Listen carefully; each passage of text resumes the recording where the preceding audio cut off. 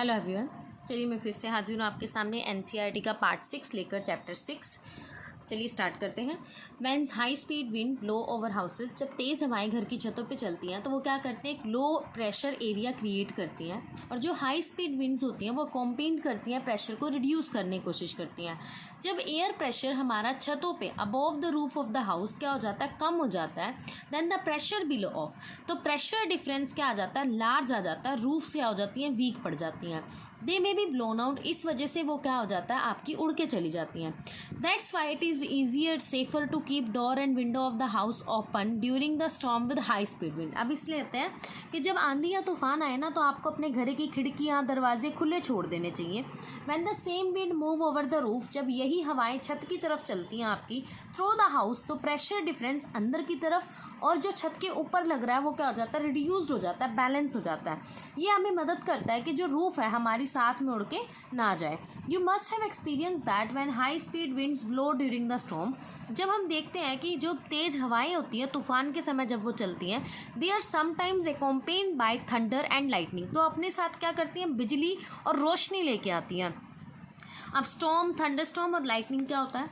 Have you heard the sound of the thunder and seen lightning during the rainy season? क्या आपने बरसातों के दिनों में आवाज़ सुनी है थंडर की, गड़गड़ाने की और लाइटनिंग रोशनी की?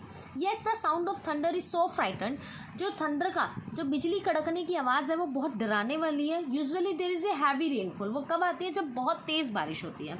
व्हेन लैंड गेट हीटेड, जब ज़मीन गर्म हो जाती है, वार्म हो जाती है, मॉइस्चर बीइंग लाइटर, तो नमी वाली जो हवा है वो क्या हो जाती है, हल्की हो जाती है और वो ऊपर चली जाती है। Created a low pressure area, और वो क्या कर देती है, लो प्रेशर एरिया क्रिएट करती है।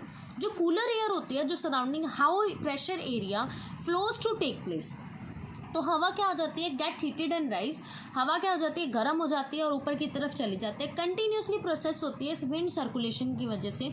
जब भी राइजिंग एयर एक्सपेंड, जो हवा फैलनी शुरू हो जाती है तो वो ठंडा करती है और नमी लेके आती है। Condense to form water droplet, और वो क्या करती है, उन पानी की बूंदों को क्या करती है, कंडेंस करना शुरू कर देती है और एक बादल की फॉर्म करती है। वाटर ड्रॉपलेट जब मर्ज कर देती हैं तो वो क्या हो जाती हैं, बहुत भारी बूंदें बन जाती हैं और वो रेन की फॉर्म में, हेल की फॉर्म में या स्नो की फॉर्म में ऊपर से गिरती हैं। The strong wind accompanied by rain is called storm. अब जो तेज हवाएं हैं जो बारिश के साथ आती हैं, जिसे हम स्टॉर्म, तूफान बोलते हैं। हॉट ह्यूमिड गर्मी के अंदर, टिपिकल रीजन के अंदर जो इंडिया है, storm are more frequent, Bharat के अंदर तूफान बहुत आम है। अंडर सर्टेन कंडीशंस, जो गर्म हवाएं हैं वो एक ऊंचाई पे चलती हैं जिसमें लो टेम्परेचर होता है, जो कन्वर्ट करता है वाटर ड्रॉपलेट को, पानी की बूंदों को, बर्फ़ के पार्टिकल्स के अंदर।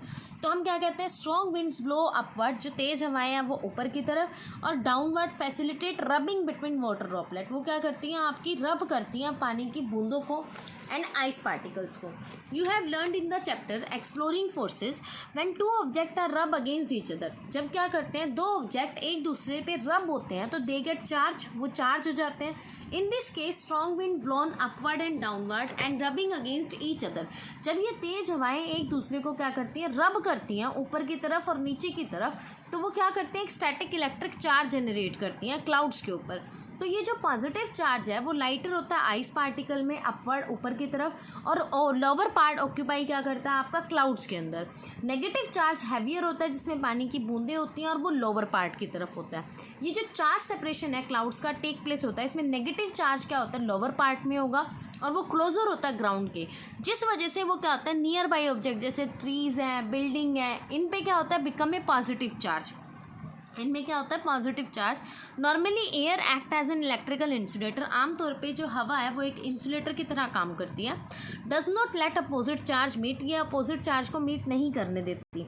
But when the build up of charges become very large, but जब चार्जेस बहुत ज़्यादा क्वांटिटी में हो जाते हैं ना तो इंसुलेटिंग प्रॉपर्टी ऑफ एयर क्या हो जाती है, टूट जाती है, जिस वजह से sudden flow of charge take place होता है और वो क्या करता है, एक ब्राइट फ्लैश, बिजली की गड़गड़ाहट आपको सुनाई देती है, जिसे हम लाइटनिंग बोलते हैं।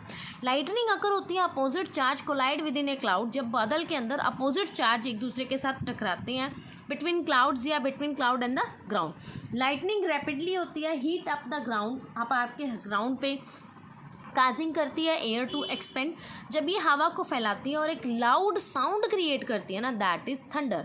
और जब तूफान के साथ हमें लाइटनिंग और थंडर सुनाई देता है उसे हम थंडर स्टॉर्म बोलते हैं।